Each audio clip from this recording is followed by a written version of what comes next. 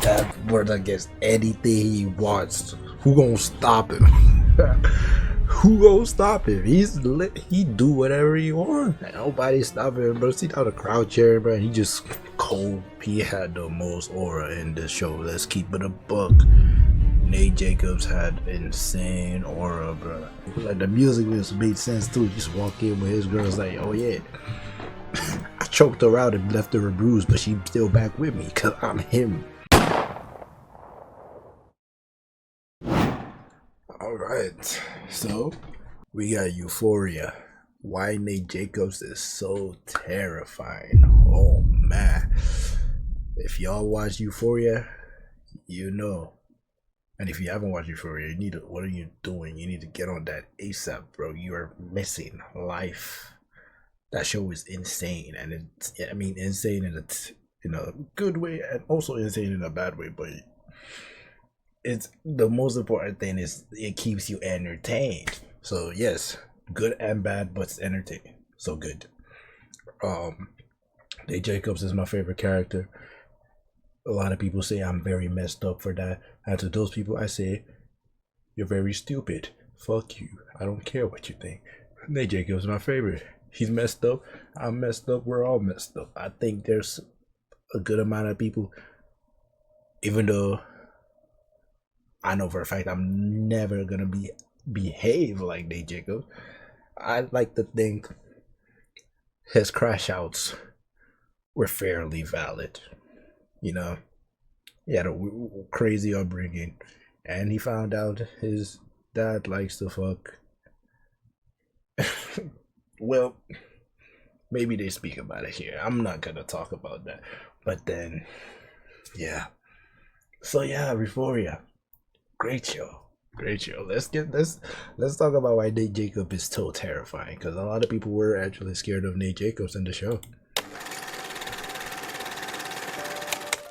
I think that it would be a mistake to call Euphoria the best show on TV right now, because it's already cemented itself as one of the greatest series of all time. Seriously, the way the show juggles so many interweaving characters and storylines is mind-blowing to me. Facts. It doesn't even matter that the cast all look 25, because it's a story about how broken adults are forged in high school. But it also features one of the greatest villains of all time, Nate Jacobs. It's not often that you find a villain who is truly threatening, who truly has you in suspense every time they're on screen. As soon as you hear Nate's theme, you know some disturbing shit is about to go down. So in this video, I wanted to answer the question, why is Nate Jacobs so terrifying? If you look at all the main characters on Euphoria, Nate kinda sticks out like a sore thumb. Rue is dealing with not only drug addiction, but a myriad of mental health disorders, likely including bipolar and OCD. Not to mention she's also a person of color in a country routinely discriminating against minorities. Then there's... that ain't never really affect her though, if we're being honest. I don't think there was, if I'm not mistaken, I don't think there was much racism involved in this. It was just some predatory sexualization of everybody and everything. That was the main issue in Euphoria.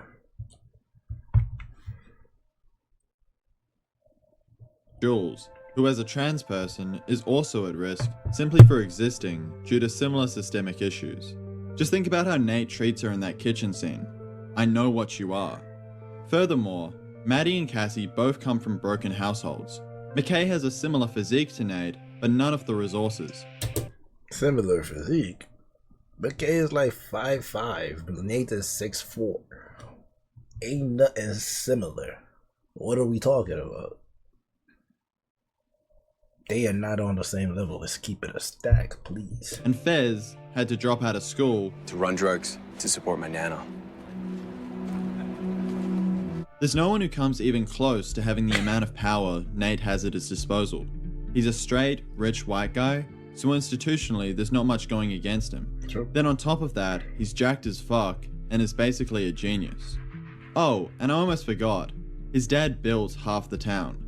Combine that with some deep-seated anger issues, and you have a recipe for disaster. Did you rape her? No! Fuck! Did you rape her? Did you rape her? Admit it! He's a high schooler and he was beating up a college student like this. That's scary.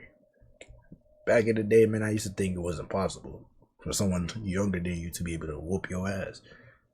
But then I kind of saw it firsthand growing up in school, and as you realize, oh yeah, age is nothing but a number. some youngers could really whoop your ass. It's a mixture of genetics, training, and just genetics again. Did you rape her? No! This whole sequence establishes, yes, the intelligence, but also the twisted morals of Nate. Let's make one thing clear. Nate isn't doing this for Maddie. That's his justification, but really, he's doing it to maintain his self-image. You see, Nate is all about control. And Does he care that much about people thinking he's a jackass? No, about people thinking he's scary. I don't know if he cared. I think he really had deep-rooted problems and he just had to let him out somehow. especially controlling his relationships with girls. The sort of the power complex with him and girls comes from that thing of needing to win and needing to be strong. And if he That's can, crazy that he's actually British. Fuck that. I don't like that. But okay. if he can dominate them and if he can own them, then he can keep everything in order and he can keep it the way that it's supposed to be, which is straight. And See, now I don't like him anymore because he's British. That's nothing against British people. It just takes away the coolness, in my opinion. I'm sorry. I can't unhear this now. and you know what I mean, in conventional, and like if he can keep it down those lines, then everything will be okay and he won't end up like his dad. So when things don't go that way is when he starts to get like super aggressive and super angry. At that party, Nate was cuckolded in front of basically the entire school. So it's not True. enough for Maddie to lie to everyone that she blacked out. Yeah, No, she did Nate lie has to to take him. personal vengeance on the piece of shit who would dare embarrass him. Now that's not at all to excuse Tyler's actions. No matter how you look at it, what he did is still statutory rape. But let's be real, Nate would have I don't remember the scene, but I do feel like I remember her consenting to all of whatever. I think she pulled him. She pulled him into that. So I don't know. Am I tripping, or is it because the age gap? If it's the age gap, got it. But like he didn't do nothing against her will. If like I remember correctly. found a reason no matter what. Tyler just made it easy for him. He's caught in such a catch-22 that even if he was just as physically Scared as intimidating as hell. Nate, he still wouldn't be able to fight So back scared. because Nate is dangling his life in front of his face. True. He really couldn't really fight back because he was like, yo, I got you doing this shit. You're really gonna go to jail, gang. Like you realize she's a minor. Yeah, that's a problem. I just remember that. Honestly, I think the most unsettling thing about this encounter isn't that Nate stalked Tyler around town, or that he searched through the entire apartment, but the fact that he casually decides to take a shower afterwards. Nate is so confident that he's fucked this guy up enough that he's not even worried about getting sneaked up on while his back is turned. He's completely in control. So that was the moment when I first found Nate scary. The moment I found Nate terrifying, though, was when this happened.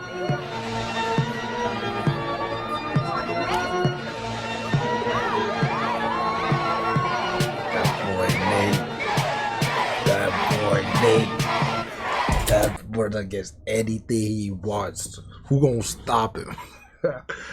Who gonna stop him? He do whatever he want. Like, nobody stopping him, bro. See how the crowd cheering, bro? And he just cold. Ah shit, no. He had the most aura in this show. Let's keep it a buck. Nate Jacobs had insane aura, bro. That shit. I need to see that again. The homie, like the music just made sense too. Just walk in with his girls like, oh yeah. I choked her out and left her bruised, but she's still back with me because I'm him. I do this.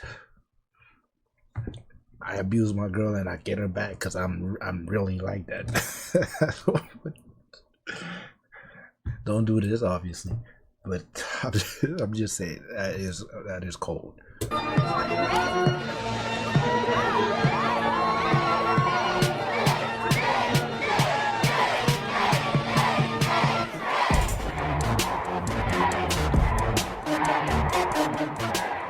Nate gets away with strangling Maddie. Just look at how utterly brutal the marks are on her neck. This is the most unhinged we've ever seen Nate. But make no mistake, this isn't a blind... It got way worse than that. That was nothing compared to what he did in season 2. That's nothing. Rage. It's very deliberate. He makes sure to drag her away to a place where no one is looking, so that there aren't any witnesses. And it's for the exact same reason he beats up Tyler. She's made an embarrassment of him, so now he has to punish her to make sure she never does it again. And Nate knows he'll get away with it, because even if Maddie wanted to report it, she knows that she'd never stand a chance against the army of lawyers his family could afford, let alone Nate himself. In fact, Nate getting caught at all was only because of a massive coincidence. If not for the air conditioning machine being broken in Maddie's classroom, she probably wouldn't have passed out, and no one would have discovered the marks on her neck. So when the cops show up, Nate has no idea that they're coming. This is the genius of Sam Levinson. He takes Nate and puts him in a situation where his back is completely up against the wall to see what he's capable of when he's not in control. During my rewatch of season 1, I forgot how long this investigation storyline actually goes on for. Not only does it take 2 episodes for Nate to clear his name, but in the show's time, he's suspended for at least a month. At first, I thought maybe Nate actually was just bored, but then I was like, nah, he would have had a plan in mind from the moment he was sent out of class. Basically, Nate had to lay low and wait before he could frame Tyler for assaulting Maddie, because he knew that there would need to be a significant gap between the night of the carnival and his confession for the cops to believe it.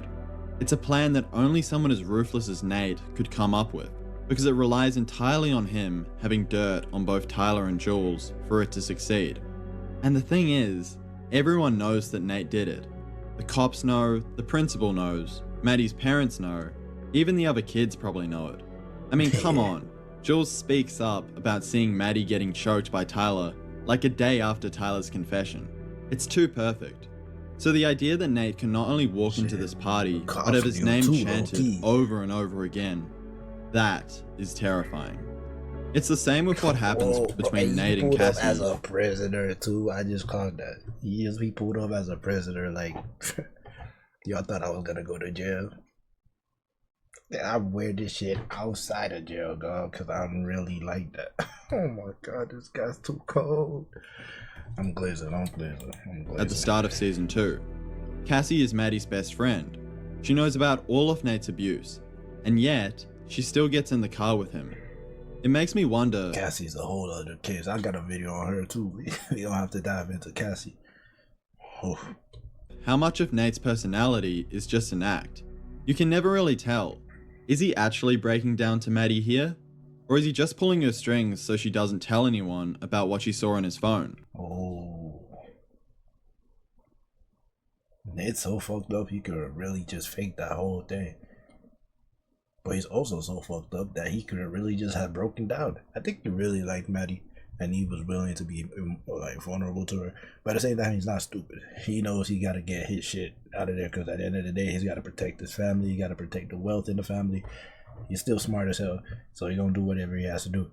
Obviously, if she wasn't buying the tears, that's when he had to bring out the old faithful, the blick, the I don't know different names for guns, bro. I'm not like y'all. I don't know these things. I'm a Nigerian kid, bro. Like I came from the suburbs. I don't know what else do they call I don't know the names, man. I think the only scene that we ever see the real Nate is when he reveals himself to Jules. At night, I fall asleep to you. And in the morning, I wake up to you. Shut your bitch ass up, man. Saying you. I feel closer to you than I do to anyone in the whole world. It's cap. But then, at the flick of a switch, he turns back into the cold and sinister villain we all bro. know, Like, delivering his most scathing threat yet. no, actually, let me be real. He is both of those people. I think he is absolutely both of those people. He is the demon, evil spawn of hellfire, like Satan's favorite soldier, Satan's favorite son. That's Nate Jacobs. But he also is just a messed up kid with a lot of trauma and a lot of problems, and he does get softened up, and he has moments where he feels things. He feels things a little too much, which is what causes the aggravation and the anger and the crashing out. But I think he is both people, and you know, people been thinking it's a fake, like it's an act, him trying to be all nice and stuff, or having like a showing like a glimpse of compassion. But no, I think both are him, but circumstances of his life brings out the worst side, tends to bring out the worst side more times than any other side of him. It's messed up, it's sad, but shit, man, that's Nate. I think that's Nate Jacobs in a nutshell. I don't think he knows either, because there's a moment where you see him with her, and you're not sure. I mean, I wasn't, even when I was doing it, whether I was being truthful with her or whether I was manipulating it. Like, I didn't know, and we kind of toe that line a lot of the way through, and it kind of helps not having a clear stance on what he thought about her. It's this mystery at the heart of Nate's character which drives his anger. He doesn't know who he is. There's so much childhood trauma plaguing his mind from discovering his dad's sex tapes that he's confused about his own identity. He was raised to be conventionally masculine and straight, all the while knowing his dad was neither. His dad was none. His dad was the furthest thing from straight. That nigga so bent. They bent him, and he be bending all sorts of things that are not straight. I'll tell you that. That dude is a freak, and only God knows how they never caught him. Oh my God. For him, the answer to whether or not he actually loves Jules is entirely fogged out because of all the feelings he's tried desperately to repress. And it's also very interesting that if he actually loves Jules, he's also not straight. Which is another thing he probably tries to battle with as well. Yo, this was so messed up. God damn it. Growing up. That's why he needs control over Maddie, because everything else for him is so wildly out of control. You know, it's one thing for me to say that I find Nate terrifying, but the fact that his own dad would agree with me, that's something else. Just look at how Cal reacts when he finds out about Maddie's injuries. There's not a doubt in his mind that Nate did it, but what scares him more is the idea that Nate is so far gone that there's literally nothing he can do as a father to fix what's been broken. To his well, because for the most part, his father is a big reason why he's broken. Although, I feel like he didn't know about this until like into the show. But you could tell Nate was already messed up. But then him finding out what his dad really did, bro, I think that really took him over the edge.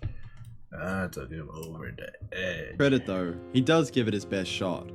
Here's how that goes. You think you're tough now, huh? Huh? Come on, He's crying and shit. Because he's messed up.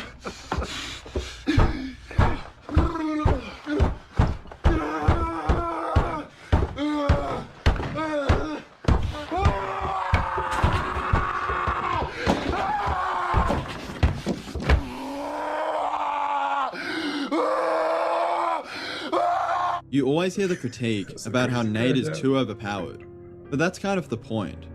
Think about what he That is an represents in the show. insane crash out. He's the embodiment of the worst possible version of white privilege, and the notion that if you have enough power, you can get away with anything. So why is Nate Jacobs so terrifying? You need only look at that final scene he shares with Rue in the season 1 finale. She's completely aware he blackmailed Jules into lying to the cops, but she can't do shit.